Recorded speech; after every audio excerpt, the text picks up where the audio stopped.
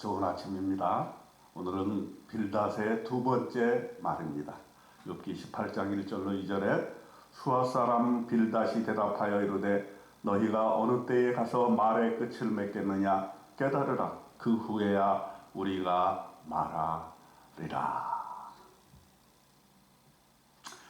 이제 엘리바스, 빌닷, 소발 이 친구 세 명이 계속해서 이야기를 하는데 그 중에 이제 빌닷이 두 번째 말을 이어갑니다. 그는 먼저 이렇게 얘기를 해요. 욥을 바라보면서 얘기하는 거죠. 너무 말이 많다라는 거예요. 하나님 앞에서 뭐 이렇게 변명이 많냐? 뭐 이렇게 말이 많냐? 너의 신앙이 무엇이며 너의 신앙이 무엇이냐? 깨달으라. 그 후에야 우리가 말하리라. 네가 말은 많이 하지만 깨달은 것이 적다 하는 것이죠. 참으로 빌닷도 답답하지 않을 수가 없죠. 우리들이 친구 세 명에서 이렇게 얘기를 해도 욥은 왜 변하지 않느냐. 이렇게 변론을 해도 왜 이렇게 변하지가 않느냐 하는 거예요. 사실 이 빌닷의 얘기를 들어보면 우리의 인간의 모든 문제가 이렇게 말로써 또 변론으로써 또 해설될 수 있다면 얼마나 좋겠습니까? 그러나 말로 인간을 바꿀 수는 없는 것이죠. 또 말로 인간을 참 고난에 속한 사람을 그 고난에서 한치라도 이렇게 건져낼 수가 없는 것이 사실인 것입니다. 사실 친구들은 옳은 말을 다 하고 있지 않습니까?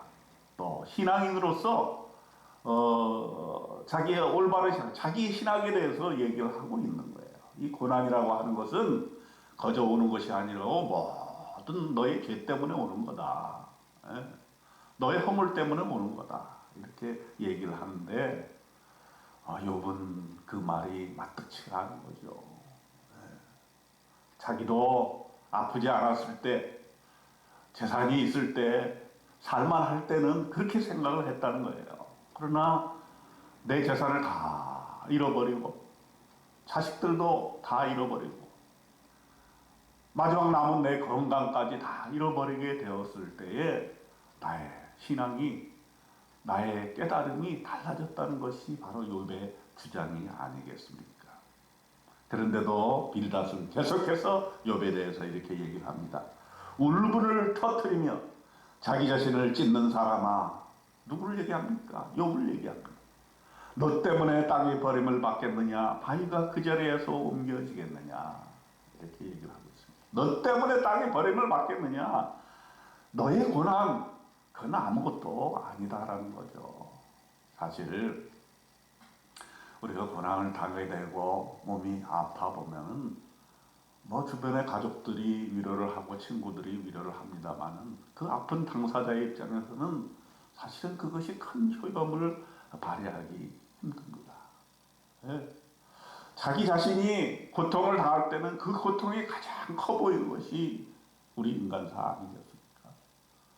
나는 이렇게 정말 힘들게 고통을 당하고 투병 생활을 하고 있는데 세상은 잘 돌아갑니다. 땅이 버림을 받지 않습니다.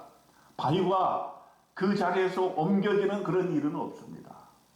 세상은, 악인들은 그래도 잘 살고 있습니다. 그것이 바로 욥이 고난 중에 느끼는 하나의 의문인 것입니다.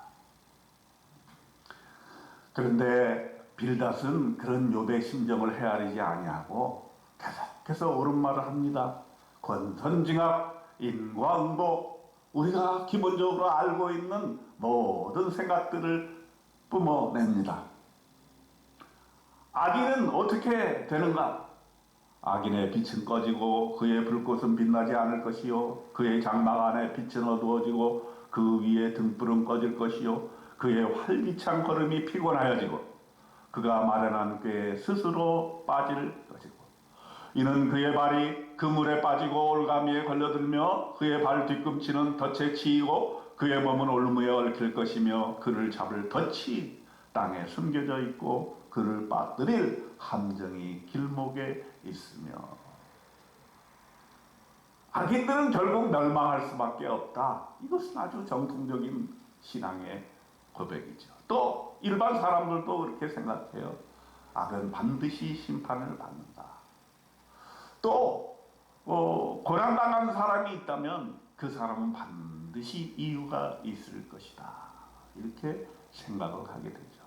그 이야기를 지금 빌닷이 하고 있는 것입니다. 그러나 욥기에서 하나님께서 우리에게 이렇게 말씀 주시는 이유는 모든 고난이 그렇게만 해명될 수 없다라고 하는 거예요.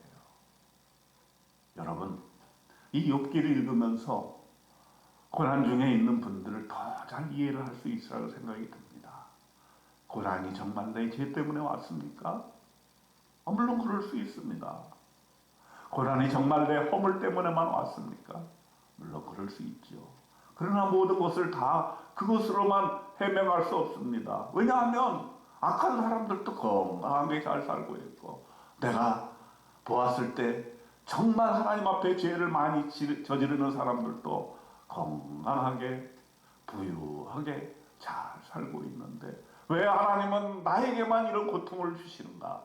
왜 나에게 고난을 주시는가? 왜 나를 죽을 병에 걸리게 하셔서 낫게 해주시지 않는 것이냐 하는 것을 우리는 생각하지 않을 수가 없고, 그런 고난의 깊은 심연에 들어가 있는 것은 건강한 사람들은 도대체 이해할 수 없는 것입니다. 그런데도 빌닷은 계속해서 또 얘기를 합니다. 질병이 그의 피부를 삼키리니 곧 사망의 장자가 그의 지체를 먹을 것이며. 뭡니까? 상처에 또 소금을 뿌리는 거죠. 욥이라고 대놓고 얘기는 하지 않지만 일반적인 것을 얘기하면서도 결국 욥이 들었을 때는 그건 나를 두고 하는 말이다 이렇게 생각할 수 있었을 것입니다. 피부병에 걸려서 죽을 지경에 있는 이 욥에게 질병이 그의 피부를 삼키리니 그 사망자의 장자가 그의 지체를 먹을 것이며 이렇게 얘기를 하고 있습니다. 그러면서 뭐라 그랬냐면 19절에 그는 그의 백성 가운데 후손도 없고 후회도 없을 것이며 그가 거하던 곳에는 남은 자가 한 사람도 없을 것이라. 정말 아주 를 찌르는 그런 말을 하고 있습니다. 아픈 사람에게 이렇게까지 얘기하고 싶을까요? 그런데 여러분, 친구 세 명이 하는 말들, 오늘 빌닷이 얘기하는 말들, 뭔가 우리가 평소에 하는 말들이 아닙니까? 내가 옳다는 것을 증명하기 위해서 그것을 주저리 말을 많이 합니다. 우리가 상대방은 그 말을 듣고 상처를 받아도 상관이 없는 거예요. 그저 내가 하고 싶은 말 가리지 아니하고 주저리 얘기하는 것이 우리의 모습 아닙니까?